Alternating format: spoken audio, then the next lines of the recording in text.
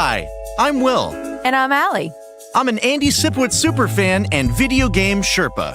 And I'm a Stardew Valley farmer who only takes breaks for really good TV. And when we combine forces, we become the co-nerding operation known as the Pairables.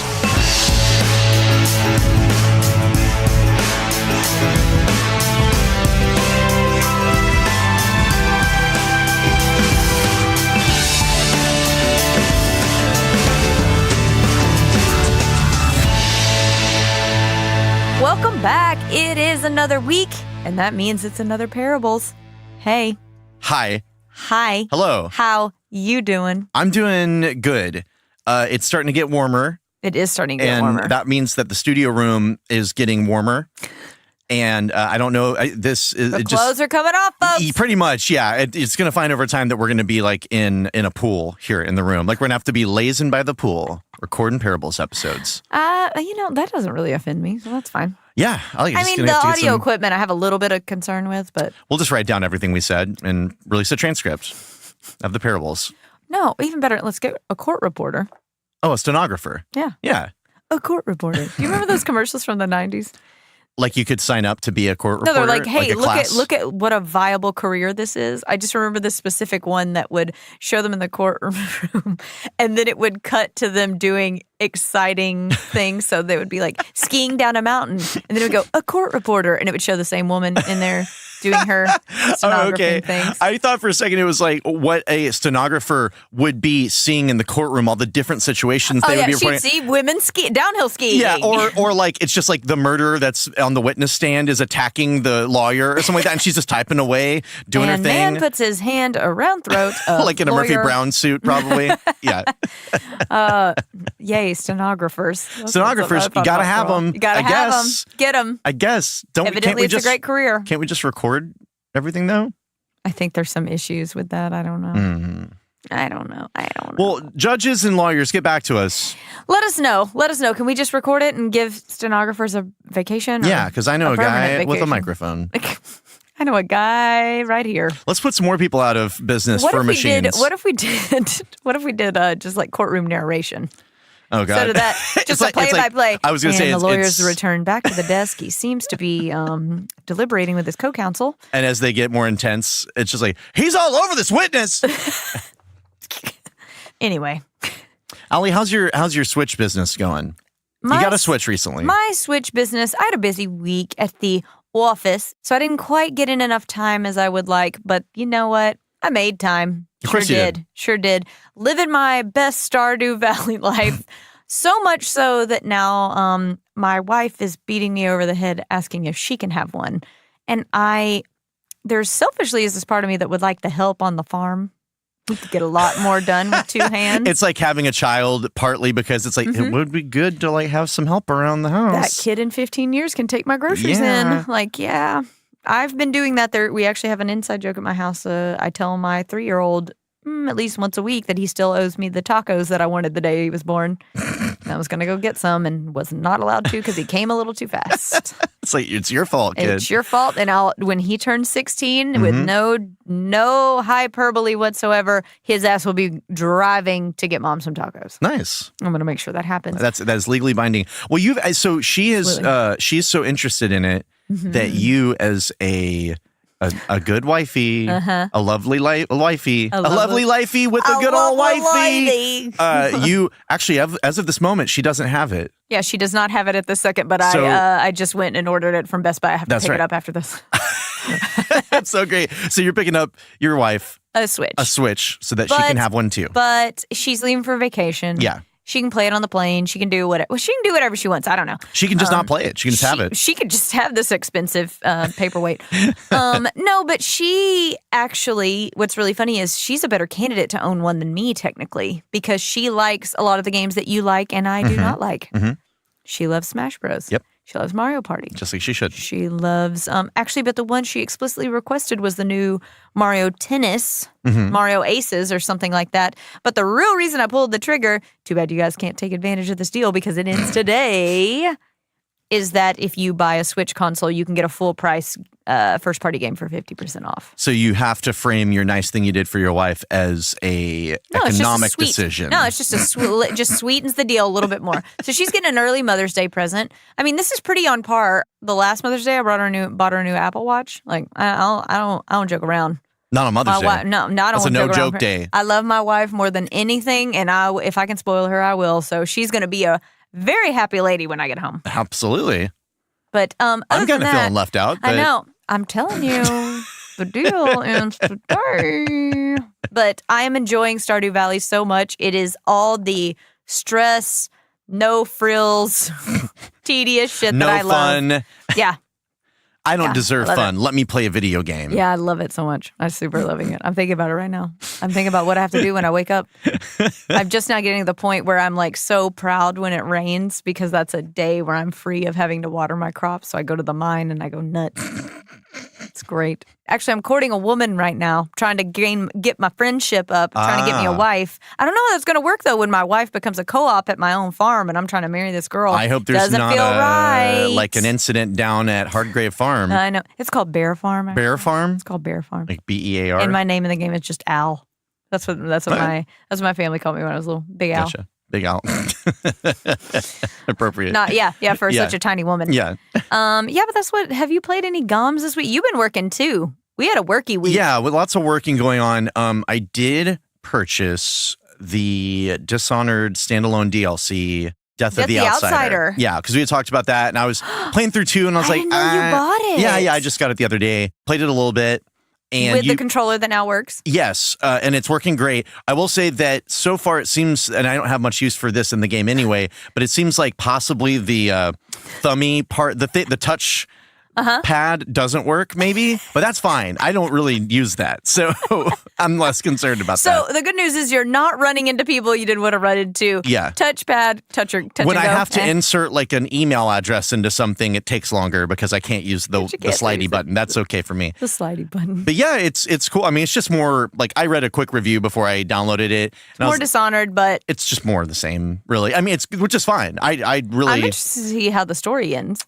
Yeah, I mean, you're not following the main characters at all. Like, you're following Billy, what's-her-face, the woman who lost her eye and her arms. Yeah. And she's, like, hunting down Dowd, the Knife of Dunwall that trained her and all that stuff. Yep. Which I didn't play any of that for the original game, so I'm not interested in the story. Like, I think the world is really interesting in that game, but I think the story is typically lackluster. Like, it's not particularly well done, so I'm much more interested in just sneaking around and doing stuff. And in this, you have the same powers, but you're going to kill the god that would usually give you these powers. Yeah. So you have them. If he goes away, do the powers go away? Well, your powers in this aren't based off of the Outsider. Oh, okay. They're coming from something else. Don't know what. But you can talk to rats. That's kind of cool. That is cool. You just talk to them, and they'll say things that kind of just might hint at things that are going on in the level. This is a random question. Yeah. In Dishonored, it has like the audible sounds of what you do when you initiate the powers. That used to drive my wife nuts when I would play it. She'd be like, if I hear those weird, creepy sounds anymore, but I have to play with the sound on. Like, I'm not that person. Yeah. But do they bother you?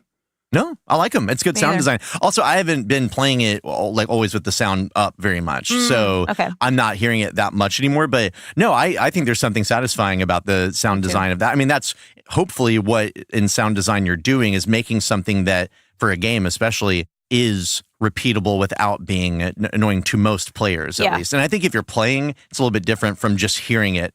Like if I was just sitting next to the TV hearing it, it'd be a little bit different. I'm really tired of this.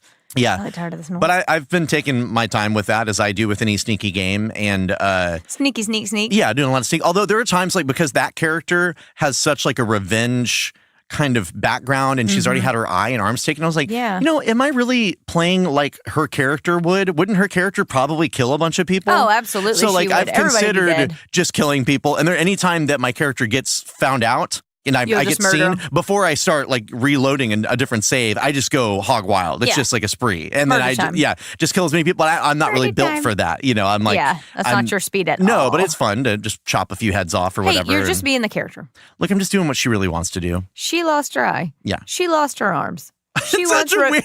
I don't even know how. I have no connection to this character. Yeah, I don't. But, I don't actually know. She lost both arms and an eye. Yeah. What a combo. She's ready to kill someone. Yeah, I would say just put me out of my misery at that point, I think. Well, she's got the fancy mechanic arms. Well, yeah, but I mean, I'm saying in the between time where I'm laying on the ground. When I have no eye and missing both limbs. I'm like, why would I want my life to continue? I don't think I want this anymore. No thanks. I just don't want this no more. No, no, thank you.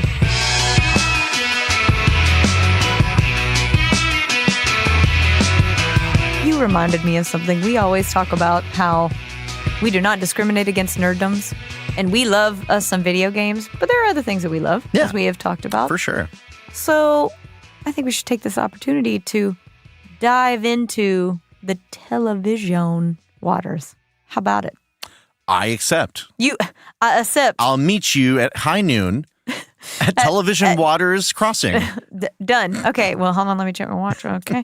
Okay. Yeah, we're here. It's high Excellent. Noon. It's high noon. Television is... It's the golden age of television right now, actually, first of all. It's funny you say it that way because I just was at Half Price Books yesterday and bought a book called The Platinum Age of Television, which is what the author says we're in. Oh. The golden age to him being like the 50s. The 50s. And then now being the best time to be a television watcher. I don't even give a fuck about movies anymore. I'm like, why are you going to cram this all into an hour and a half when I could have 7 episodes that are an hour long? Oh, totally. I don't need you anymore. I'm getting fully forged stories. Yeah, it's starting to feel like the TV shows are the novels and the movies are the short stories almost. Yeah. I don't watch as much TV as I did. In fact, I don't watch much TV anymore, but... Yeah, I fit my certain things in. Mm-hmm. What's the show that's returning that you're so excited about?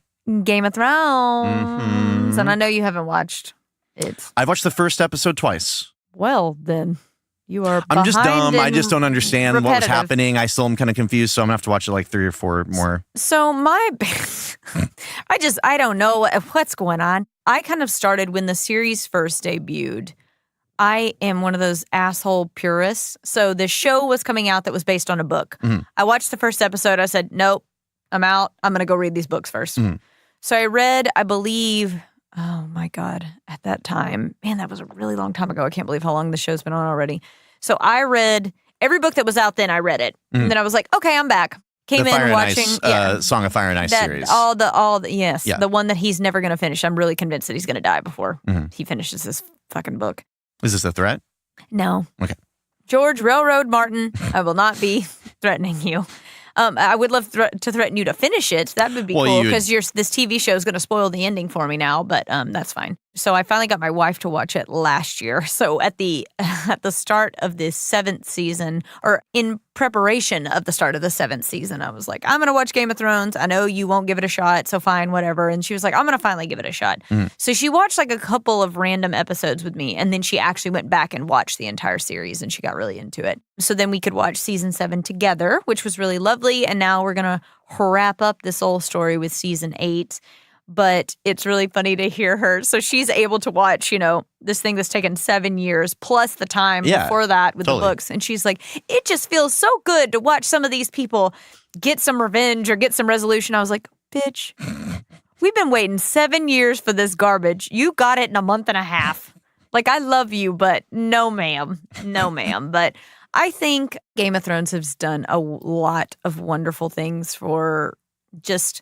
not even the exposure of the books, but I think there are people that never thought they would watch a show set in kind of a setting, or set in somewhere like this that have completely gotten into it. My folks watched it, but they're 71 and 72. I think. And they're like, "What's going on?" Yeah, they go for it. I really love it, and I think that for whatever it gets criticism for all kinds of stuff, it's too vulgar. It's too, and trust me, that show is chock full of uncomfortable moments that I do not love, but.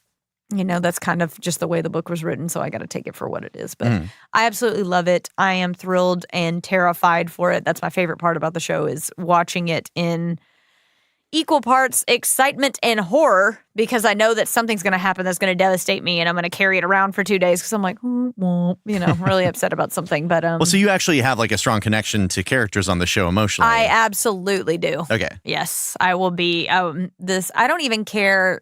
We were talking at my office because vast majority of the people in our office watch it. So they were asking, like, could we do Monday morning downloads to be like, everybody just like vent and talk about their feelings. Right. And I asked them all, I was like, okay, well, where do you stand on this and this, kind of getting into things. And I don't really care who ends up on the Iron Throne. I would love for the Iron Throne to just be thrown out. Game of Thrones out. But there are certain characters that I'm definitely attached to, and I would love to see them have at least a decent ending, especially after all the horrific shit they've gone through up to this point. But I do love Game of Thrones. I think that some people kind of eye roll at it because it's gotten so big. But I read the books. I really enjoyed it. I'm ready to enjoy to see how it closes out. Aside from fucking Railroad finishing up the book so I can then at least get all the, the backfill of the detail that the show inevitably has to leave out.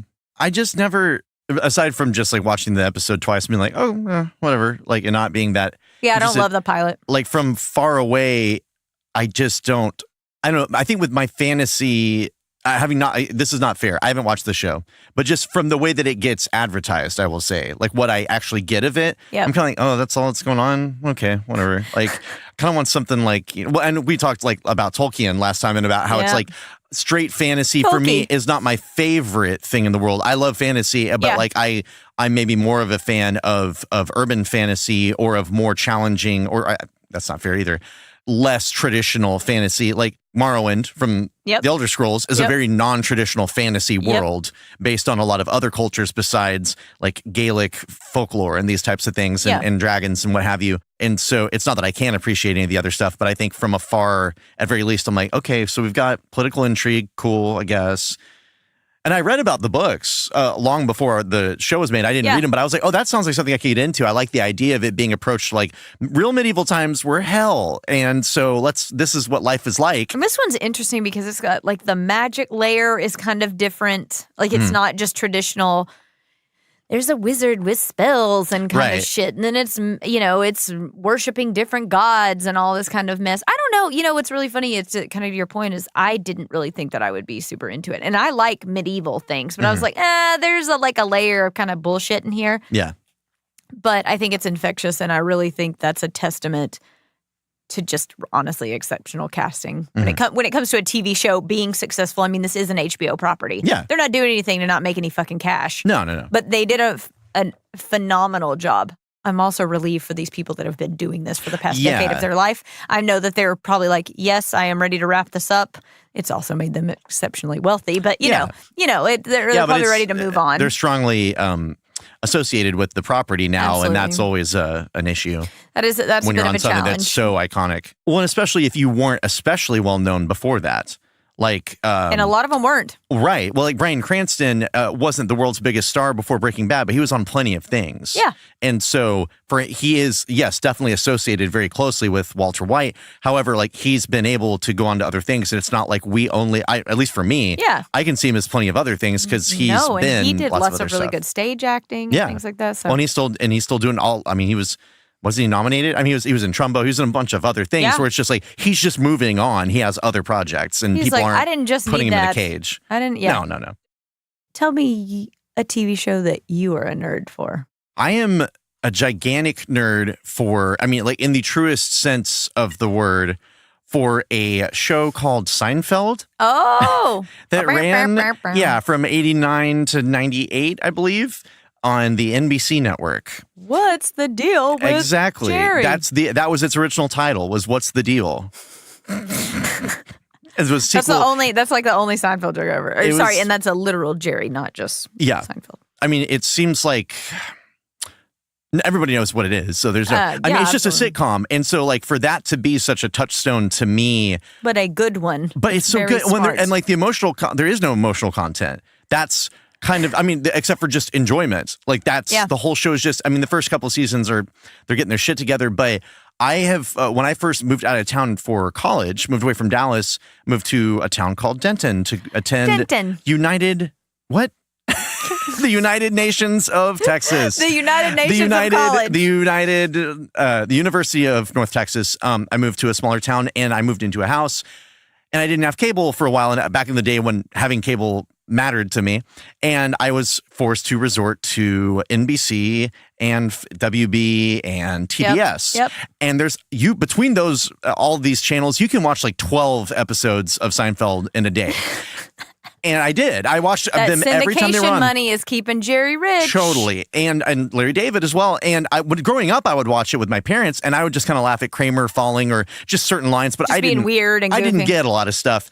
And then watching it, that was just on. It was kind of, there was a nostalgic or like a warmth to it just because for such a show that's not about hugging or it's not At all. Friends. It's not, but it's like just, it was familiar to me. Yep. And I started watching it all the time. And it's similar to the Simpsons effect where it's like the fact that it gets rerun all the time lets me take in all the details, all the beauty of them crafting these plots that almost always beautifully dovetail this thing and this thing that are unrelated come together at the end. And the acting choices, because the acting is just...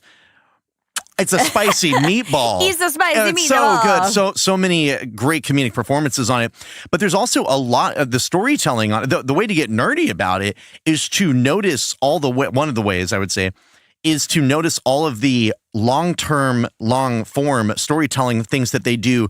Like there are seasons where they have these arcs that are going on, even though it's a totally episodic show, there are things that are getting called back. Yep. That if you didn't watch the episode a few weeks ago, I mean, it's not that you can't enjoy the episode, but they just trust you as an audience member to be like, yeah, we know you guys were watching. We're the most popular show on television. Yeah. We can reference this person and say, hey, remember when you guys broke up 5 weeks ago? This is happening. Yeah, here it is. Which for a show that really was structured to not be, typically when we're thinking about arcs, we're thinking about like, I don't know, like on Friends, Rachel and Ross or something else. But like that's probably more emotional a little bit. And in this case, it's just like, oh yeah, Kramer ran off to Hollywood for 3 episodes and that's what he's doing. But like all the little, like every little, even beyond the catchphrases, which are now over said, but they're still very funny. But like just stupid little choices that actors, like bit actors made on the show. I can sit there, I will make them into an entire joke for the whole day to me. They're just that funny to me. I've rewatched episodes from like season 4 on probably 8 times over, just at random catching them. Yeah. And I've just gone through recently and been watching them again. And it's so it's fucking funny. good. It's so good. I've been wanting to go back and watch it because I did a similar thing. Like when you're younger, it's on, you're kind of giggling because you're like, oh, this goofy tall guy and this dude is sort of funny and look at the short balding dude. You know, like I don't fully get all the jokes. And that's how I kind of felt about Frasier. I wouldn't put Frasier on like my nerddom list, but I went back and rewatched that show as an adult, and that show is phenomenal. Yeah, that's very smart, very whatever. And that's kind of how I feel about Seinfeld. I'm like, it wasn't until I got a little older that I would like, oh, this is brilliant. No, I get it. It's so worth not just watching, but rewatching it. Like, one, I just think it's funny every time, but the little callbacks and everything that happen, like it feels very rich to watch it. It feels like you're getting a lot, and it's rare after a certain point that there's an episode that doesn't have a lot of laughs in it. Well, along your same vein, I'll go ahead and go into my obvious one that we've talked about before, which is The Simpsons. Mm-hmm. And you want to talk about, that's probably my era of like deep dive of nerddom, like researching random shit on the internet, actually owning physical media of it. Good God, we talked about the tapes. Mm-hmm. Talked about the taping. Cool stuff abounds. And The Simpsons is kind of interesting because I think you're talking about how Seinfeld is missing that emotional thing. Mm. And what The Simpsons is, it was mostly funny, and then it would pepper in some emotional things. It wasn't too heavy-handed unless, kind of in specific instances. But that show is, oh my God, I can't even. It's funny, though, as I've gotten older and as I have had kids and stuff, because with the nature of streaming, because it's not directly at my fingertips. I know the FX Network did that thing like every Simpsons episode all the time. Half the time that app doesn't work, which really frustrates me. So I have to resort to physical media if I want to watch it, but I still will do it. Yeah. That really is the only reason why I don't watch it as frequently as I used to. It always used to just be in the background. It was wonderful background noise. You'd catch a couple of bits and laugh. I could I'm just saying them with the show in my head type of thing. But now I did point out that I've not watched the most recent seasons. So I haven't put that on the list. But when it comes to like core Simpsons, season 4 is my favorite. Homer's triple bypass is my favorite episode. Mm-hmm. But then one of my favorite moments is when they go to Duff Gardens because Homer is sick from eating the sandwich that he brought home from the company party that fell behind a radiator and has obviously been turned for quite some time. And the he just won't let it coloring go. on his skin is great because it's this like soupy greenish yellow. Yeah. God, and he's like, well, and then Lisa falls Dad's into. dead. That's it. Because I was at Six Flags recently. That's where I'm going. And I was around some of did y'all end up going? Yeah, we did. You actually went to Six Flags? Yeah, it was a bummer. Oh. Man, it was that's a whole story that I'm happy to get into, but I don't know if this is the place where it was not cool. Yeah, so Lisa falls in the sludgy thing that's like the hands around the world, hands across the world, whatever the fuck ride from Disneyland. Small World. Thank you. It's a Small World, Thank you. And so she falls in and she gets really loopy and she has the best line. The green water. I am the lizard queen. Yes. That's probably a close second behind Homer's triple bypass, but that show just warms my heart. Every time I think about it, it just makes me smile. Oh, yeah. I'm staring at a Homer right now. That's I think he's such Homer. A wonderful thing. I've always had, once the show concluded, I would officially like pick whatever Simpsons tattoo that I wanted and finally commit it. Are you waiting for just in case they introduce a new favorite character for you? No. I know it'll be Homer. It doesn't really matter. But the other thing that I've really done, and I literally have like a note in my phone that is full of random, more obscure Simpson nods. That's what I really wanted a tattoo around, something that not somebody's immediately going to look at and go. But one thing that I love about Simpsons fans is there's some killer Simpsons tattoos that are fucking mega obscure, which I love. That makes me happy because when I see it, I'm like, I know what that thing is. No, I know you love Simpsons as well. Yeah, at the time I didn't do research on it when it was on the air, but it was for me the nerddom of just absorbing every because again the reruns aspect is what made our generation able to now quote like pretty much act out entire Simpsons episodes because there is so much that's funny, but there's a lot of depth when it comes to the references and certainly the humor. I mean, whether it's crass or not in places, like it's pretty highbrow shit. It's pretty much an art piece a lot of the time. Yep. That's also happening to be entertainment and often for those seasons that you're talking about, certainly still had a family element to it that was, it's interesting how it was, I think we talked about it on our Zero episode as well, but I was talking to some people at work the other day and they were talking about how they weren't allowed to watch Simpsons as a kid. And we were just laughing about how it's like this one show that is a bastion of culture and of actually like good family values of I love my family. They're faulty and they're faulted and I love them. And I love them. We stick by each other. And we stick together. And then George Bush is on television saying we need to be more like the Waltons. And it's just so... It's that sort of thing when you, and I've been as guilty of this as anybody, where you're making a judgment of something based on a very surface level understanding of it. Yep. And, but man, yeah, I learned what comedy was watching Simpsons. If I know what it is at all, Simpsons is largely responsible. God bless you. Yeah. God bless you guys. Well, what's probably next on your hot damn, I'm a nerd for this TV show? This is one that... People, is this the one that I've been waiting for? Yes, because people don't take it seriously when I say this, and I don't blame them. I can't blame them because I didn't take it seriously either. Because this is a show that came strongly suggested by my parents. But my parents watch good TV, and you said they watch Game of Thrones. Well, they also suggested The Wire to me, and then these types of things. So they like good TV. They also like some TV that I don't like, but this is one that was back going when we were kids that I would associate with, it's time to go to bed. My parents are watching a thing and it's just that time of night. Yep. And I'm not interested in this. I don't care about cops or whatever it is. But NYPD Blue, which started in 1993, I believe, is such a fucking good show. No joke. So much. This is not even a I like it even though it's dumb type of thing. No, there's no irony here. None at all. You love it. It is a truly good show. If any of you are balking at this right now, but you've also watched HBO's Deadwood, this is the easiest way to get someone to maybe pay attention.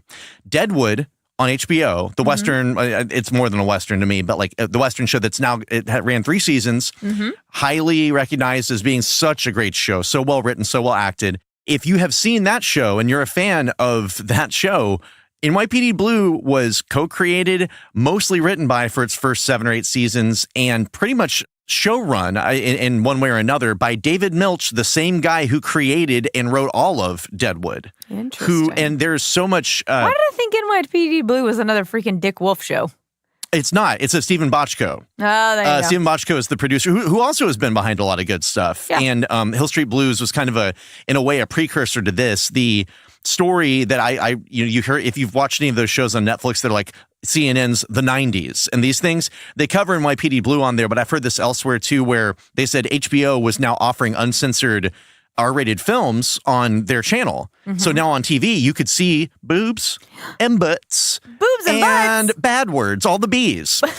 And so, but also more mature shows, basically. Yeah. But they were movies, and Stephen Bochco said, we have to be able to compete with that. So they released NYPD Blue, and they developed that as a show. Now, yeah, there's butts, and that's another thing. Like, people remember the show as, didn't Dennis Franz, the main, pretty much the lead, Sipowicz, Andy Sipowicz, who's one of the greatest characters and such a great actor behind that character. People just think of it like, that short bald guy like showed his ass at one point, right? That's what the show's about. And it's like, that's kind of like saying The Simpsons is about Bart saying I caramba or eat my shorts. Yeah. Like, that's the shit that you saw on t-shirts. The show was much more than that, The Simpsons. And as NYPD Blue, like, by the time you're in the second, third season, you see butts occasionally, but it's like almost perfunctory. Get a butt in there. Throw him a butt. Throw him a butt. But as far as a drama goes, and I don't just like any cop drama. Like, there's plenty that I think are just garbage and I don't want to watch. Oh, my wife watches SVU. So yeah, that's shit. I don't want to watch it. Like, I like Christopher Maloney a lot, but I do not want to watch that show. It's so formulaic. NYPD Blue manages to be an episodic show. Like, there's a new case usually every episode or multiple cases. It's an ensemble cast, even though there are people who are certainly more featured. But they also have even series-long arcs, kind of. Like, the character of Andy Sipowicz, who's played by Dennis Franz, ends up becoming the main character over time. Because David Caruso left in the first season and kind of opened it up to like, hey, it's not just him. It's not just his show. And the place that he arrives by the end of the show as a character, he's still very imperfect as a character. He is a racist. He is a recovering alcoholic. He's a lot of things. But where he has moved in his life as far as those things go, like there's plenty of episodes that deal with his issues with racism in a way that's very realistic, and it's sometimes not satisfying because he didn't learn his lesson the way that television characters do. Yeah. He's dealing with it still there. Slowly, if at all, and that's how life is. But if that's all it was, the thing is, it's a funny ass show. Like, it's really well written. I feel like I need to give it a shot. Everyone who I suggested to who gives it a shot ends up, and it was the same thing with my parents suggesting it to me. The first season, good. It's David Caruso. Once Jimmy Smits joins the cast in the second season, it's the true golden age right there. It is so good. The platinum age of NYPD Blue starts at season 2. Up through season 7 or 8, it is just art. Every week it's good, and they have a lot of good actors, a lot of good performances, and you get like, that show has made me cry so hard. No joke. Just in here in the living room. Seriously. I am not kidding. Crumbling. Yeah, I mean, it is so good. The characters are so lovable, and but I've read a bunch of interviews. I've watched those seasons 3 times now. All right. And I've watched the entire series once or twice, and that's 14 or 12 seasons of television. Get it. Yeah. Nice. So I am a huge nerd for NYPD Blue, and I implore anybody I defy you to not watch it. I defy you. Day, you think this won't be good? Go check out one episode from the Jimmy Smits seasons. You will be proven wrong. Okay, so as I just said, my wife loves SVU. Yeah. I used to make this, it sounds like a terrible joke, but I literally told her, she does it as like a background noise thing. I was like, I would love to start my day not with rape. Yeah. I would love it. Absolutely. I would really love it. Because I can hear it on her and her vanity as she's getting ready. And I'm like, oh my God, I can't do it. The thing that I think is funny about that show is all the random cameos from actors that went on to do other things. That's one of the things that I love about it. But I don't know why I put those together, because I know my mom watched NYPD Blue and she really liked it.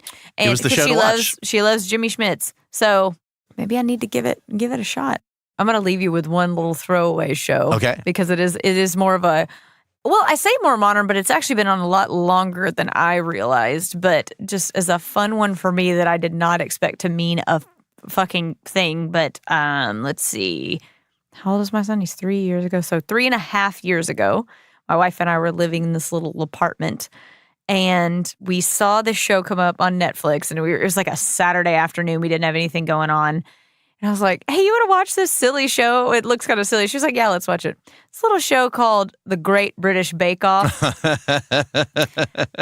And since then, the rest is fucking history. Yeah. I cannot tell you how stupidly attached I am to that fucking show. I absolutely adore it. I have spent real American dollars on trying to get seasons that I could not get in this country. These seasons, pro tip, are completely out of order on Netflix. They are not in the original order at all. And it's important to follow the plot. It is very important to know why these people, why does this look this way? Wait, she didn't, what? No, but that show is the number one thing now. The only reason why I bring it up in terms of being a nerd for it is how much it's impacted my life since I watched it, because it is the number one thing now that if I've had like a shitty day and want something in the background because I either still have to work or still have to do something, that's what I'll put on. Yeah. It just immediately just makes me kind of like giggle, and I'll think about like there are seasons that I love more than others because the people on them I'm like randomly attached to. And my wife also likes that. She's not as attached as me. Seems like it serves the purpose of both watching and that comfortable background noise for a lot of people. That particular show. Oh yeah, it's so good, and so you just get really sucked into it. The closest thing to that type of show, and I haven't watched it that much. I just enjoyed the 8 episodes in a row that I caught one time a few years ago at my parents' house visiting, and we just were watching shit TV basically. Just that's some family time. Yeah, just we're going to talk over the thing that we're watching because it's dumb, but we're going to enjoy having it on in the background. Yeah. And it was Bar Rescue. Oh my God, I just got served an ad for that show. That is so weird. I hate the blonde dude, the one that does the British guy who screams at everybody. Oh, why am I forgetting his name? Hell's Kitchen. Yeah. What? Why? Not Matt Murdock. No, why? Not Daredevil. Not him. I hate his guts. I really do not like that guy. I know he's probably playing a character all the time, but it seems like he also is genuinely an asshole. Yeah, I think he is an asshole. And I don't think that's that's not the way to get people to change things, if that's really what you're interested in. Gordon Ramsay. Gordy Ramsay. Gordy Ramso. I don't care for his way of doing things or seeing him on screen or hearing him. But, and I don't know this other guy's name, but on Bar Rescue. It's an older gentleman. It's an older guy, and he seems like he's been around the block, and he comes in and he is like, what the fuck are y'all doing? I've never heard of that show, and I literally got served an ad yesterday. Well, you should check it out. That he seems more outraged, from a guys, this is bad. But he'll get firm with people, but he doesn't seem to just talk down to them for the sake of I'm better than everybody. So it makes it instantly more watchable. And I'm sure there's plenty about it that is not real and is bullshit. But the few that I saw, I was very entertained, and the shit looked cool after they were done. So that part of it, I know it's not really that somewhere. The ad was amusing to me because it showed him. I appreciated it. He made it all from the signs of the customer. Yes. He was like, these fucking people came in here to get service, and totally. you're literally just ruining everything. Yes, he says that a lot in the bit that I watched. And so whether at the end of the day, I'm like, this is not feeding me much, this show, but for vapid entertainment, it was enough, and it didn't make me want to strangle the guy that's hosting the show. That's a win. The parting piece I'll say that I love about the Great British Bake Off is that show is so not Americanized in the best way possible. Americans are always like, win $100,000, take your top off, whatever the fuck. These people are fighting for glory, for skill, and they are handed a plaque. That is what you get. And a firm handshake. And they're really thrilled about it, and I'm really thrilled for them. You should be. Allie. I'm Allie. Listeners, sound off. Here we go, because it is time once again, this time the third chapter of the JRPG Journey. JRPG Journey continues Japanese role-playing games. Japanese has them. I want them. Allie, not so sure.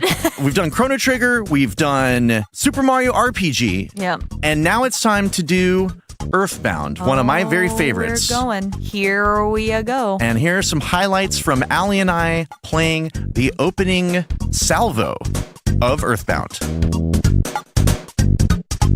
This is Chapter 3 of the JRPG Journey. We're on Chapter 3 of the JRPG Journey, the Japanese role-playing game journey, a journey through Japanese games of yesteryear for the most part, at least so far. Today we're playing the game Earthbound for the Super Nintendo. We're all on Super Nintendo so far. We're Super Nintendo. Earthbound is a game that is actually the second in a, so far and perhaps forever, 3-part series called Mother. Well, because the guy who's behind it says he's not going to make another one ever. Oh, okay. So Earthbound is actually Mother 2 over in Japan, and the first one was not released here officially. It is a very quirky, modern day at the time set game. Okay. It is not a sword and sorcery type game. It has aliens. It has people on streets. Okay. In small towns. Okay. Little kids. The art style, I can't wait to see a reation to it because it's not anime. It's very cute. Okay. Super cute. Super cute. This game has a long history. I have a long history with it because it's one of the ones that I would rent a Super Nintendo for. Here we from go. Mr. Rental from Blockbuster. Wrong. Oh, Premiere I'm sorry. Video. Premiere How many Video. times? Oh my God. Now sadly closed. But my friend, my best friend at the time, Ben, and I would play it, and he would be my coach. This is one of the games that I had a coach for. Okay. I'm going to try to be Ben, and I'll be completely useless. This game is, I'm such a fan of it that actually Travis from the Days Past Tooncast and I went on to another podcast, the Secret Levels podcast, and had a conversation with them about it. Oh my They invited us on. So, all right. Without further ado, Earthbound. So we open on Earthbound, the war against Gygus.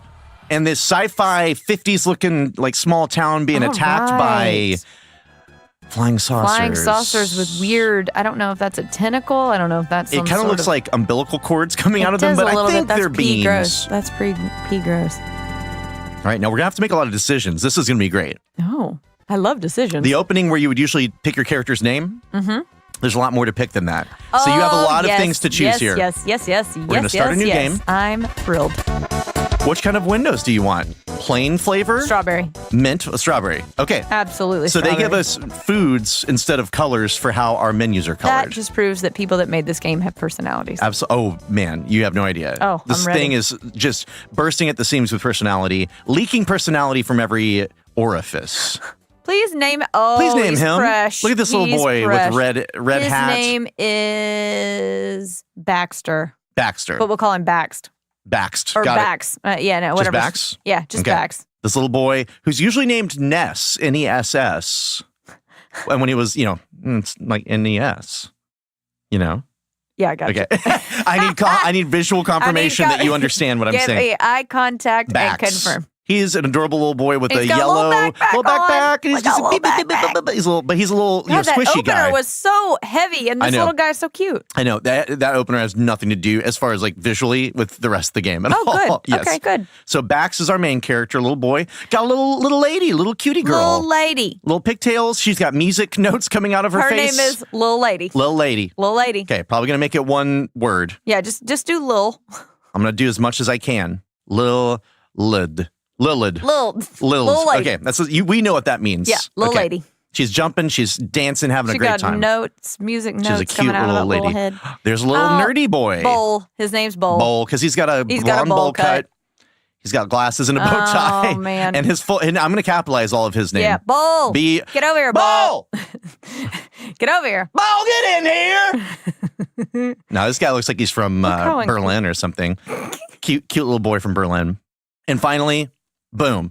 What the hell is that? A bald man in a karate gi with or almost bald. He's got like a little top knot. He's got that little thing. Yeah. Oh, well, okay. Well, there you go. Top knot. His name's not Top Knot.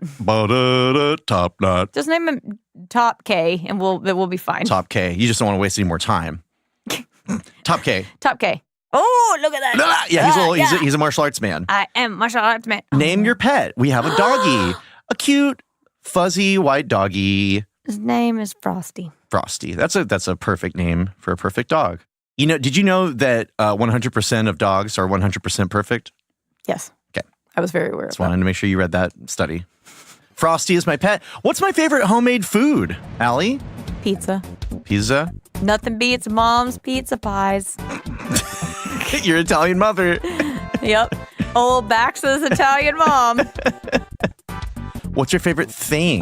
It's Frosty, Frosty, obviously. My damn dog. They should let me type in like some angry replies. My dog, you fuck. Like, why wouldn't it be my dog, you dill pickle? Oh, and so begins. I'm already way into this. Yeah, this game is. You might actually want to play this one. This might be the game. Now I'm thinking about it. You might enjoy it. I mean, the gameplay is typical role-playing game stuff, but except the year is 1990X, according to what we're seeing right now. And we're seeing a small town called Onett or Onett. I don't know how you prefer, but it's Onett. And I love this art style. My friend who was way into like Final Fantasy and stuff at the time didn't like the game because but like this is great art design. Kind of reminds me a little bit of Paperboy. Bax's house. Here we are, Bax's house. We're at Bax's house. It's night. Bax's. You know, I don't know how many role-playing games start with the main character in bed sleeping, but it seems like so far 2/3 of the games we've played. That's true. Between this and Chrono Trigger. This little boy's sleeping. I'm sorry, Chrono Trigger. He wakes up. He's like, what the hell's going on? Walking around. Oh, look at he's got little jammies, and he's got bedhead. Oh, God. We're just going to walk out. I'm not even going to check any beds. We got to spend as much time with this game as possible today. Hey, little sis. Little lady. That's not little lady, though. That's my little sister. Yeah, little lady. Say, she does look little. We actually named characters at the beginning that we won't meet some of them until like 3/4 through the game. Oh, no. Yeah, some of them. Is it Top Knot? He looks like he's a later on guy. I opened up the present. There's a cracked bat inside. Hey. That's my sword. Nice. You use things like bats and ribbons. Like, you know, it's like if you're the girl, then it's like I have a ribbon instead of a helmet that I equip. You know, like I love this shit. So I think it's so great. It's cute, but it's also cute. The guy. We won't get into some of it because it comes over time. But the game. It is this weird combo of so cute and quirky and random, but also very fucking frightening because these children are going to have to get into this shit. Yes, and frightening, like, because it's like almost Cthulhu style, like, you can't even comprehend the terrible thing that's happening to you right now. Mom. Talk to mom. You'll sneak out of your room anyway, even if I asked you not to. Mom, that's not good boundaries. You don't just let me do it. At least let's change your jammies. Pet your dog. Boom. No problem here. That's right. It's a dog. No problem. So if you check the dog, in parentheses, he says, besides humans, dogs also sleep at night. Why aren't you asleep? Frosty's a little... Bitch, hush. Yeah, Frosty's a little salty. It's just not nighttime.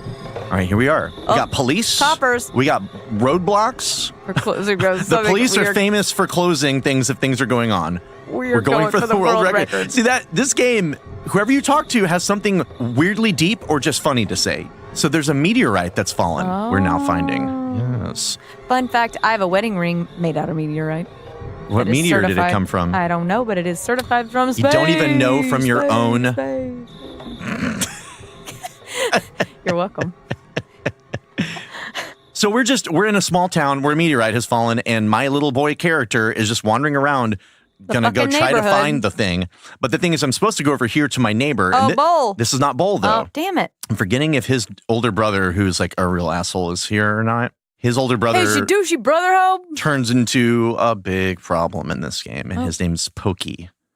And he's a rotund little boy. Oh. Almost said something very insensitive. I know. I knew you would. I knew I could rely on you. Pokey, you asshole. One of the things about this game, and I don't know how quickly we're going to get to see it, is... God, all the roadblocks. Yeah, lots of roadblocks. Lots of just happy little policemen just kind of kicking back and forth. Yeah, rhythmically. I'm looking around. What does this jerk have to say? Hey, Bax. Hiya, buddy. Meteorite fell down and went boom. It was a real mess for a while. Who the fuck are you? I was fine because I always eat garlic and work out my body to help make my body stronger. Oh, well, thank God. However, the weaker citizens probably fainted. Okay. I also want to tell you, whoops, I almost told you about my, by the way... Did you check my billboard? I wrote so this is a pretty typical Earthbound interaction. Just like complete shit show. Treasure hunter. This is Liar Exaggerates house. Liar Exaggerates. I like it. It's good business all There was around. a man with a sombrero up there. There was a man with a sombrero. Okay, so this is Pokey, this little guy I'm talking to right now. Tomorrow, I, Pokey, will tell you more about the strange meteorite. I'm fine here, but you're bugging the officers. Hey, you're a fat asshole. Get out of the way. You're an asshole, Pokey. Yeah, and you got a stupid outfit. You have no idea. I've played this opening many, many times because when I would rent the game, my save state would sometimes not be there the next time I rented it. Yes. Yeah, yes, so yes. it wasn't until Common problem. Played it on a computer many years later that I actually got to finish the whole thing. Hey, my mom's waiting for me at the front door. Hey, Bax, what you been doing? It's not necessary to talk about it tonight. It's late. Scoot off to bed now. I love it. The parents in this are so supportive. Later that night, so I wake back up in my bedhead. Just go to bed, Bax. Jesus Christ. I wake up with bedhead and PJs on. Someone's knocking at the door. Is it Fatty? I knew it. I knew it was that little bastard. Pokey, you're a bastard. Nobody likes you. Hey, listen to what I have to say. When I took Picky, which is his little bro, to the place where the meteorite landed, oh, good evening, ma'am. You're looking lovely as usual. Just lots of character to the dialogue. Yeah. It's great. And I know that there's been plenty of articles, like huge fan base for this game online and all over the world. Cute. Lots of love put into the localization and the translation of it. Oh, no. I'm skipping through a lot of this, trying to get us through the text because there's a lot of it. Will you help me? You're my best friend. I doubt that you I was guys an are asshole best to you friends, 5 minutes dick. ago, but I need help.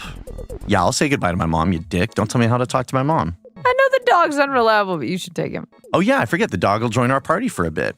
Yeah, okay, so we're about to get some of the battle now. We're going to see some combat.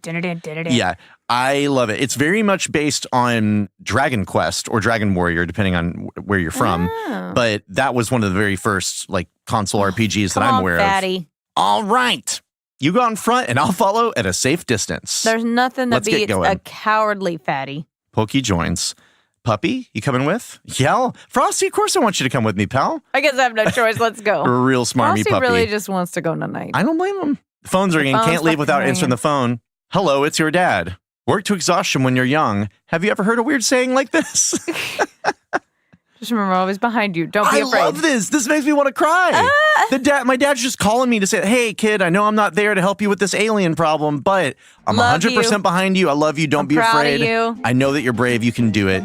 I don't know if you saw what just happened, but that dog, you're fighting him, just straight up came for me. And this is where you see how it looks like Dragon Quest, because it's first-person perspective. We're just seeing enemies laid out in front of us instead of side to side. Bash, goods, PSI, defend, runaway, auto fight. Yes, auto fight is probably not good in the beginning. And it's probably it's just kind of like proving how bad things about JRPGs probably. That you can just kind of hit.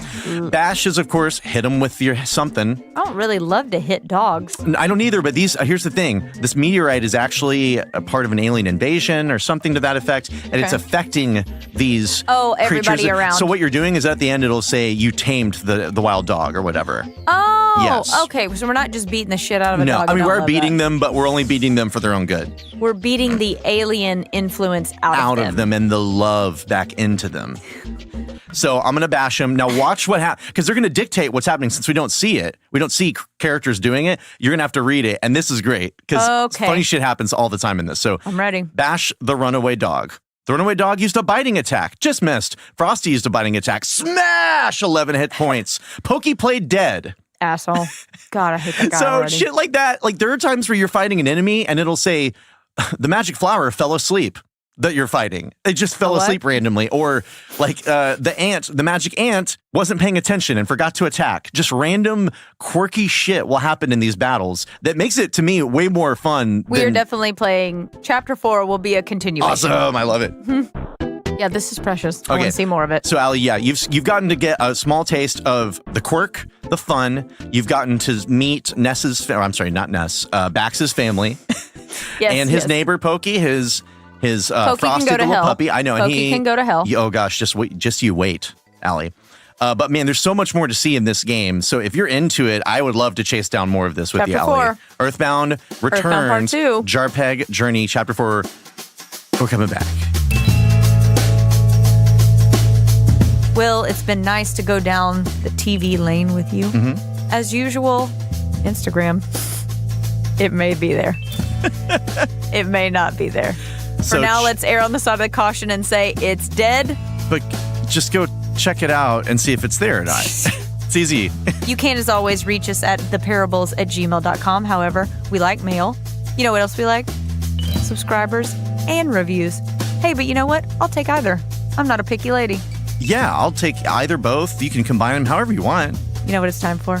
It's time for your plug. Plug in the Days Past Tooncast, a podcast program that my good friend Travis and I host. You can find it pretty much wherever if you found us here, we're there. I bet Days Past Tooncast is there too. DPTC is all about cartoons of yesteryear from the 80s, 90s, maybe some other times.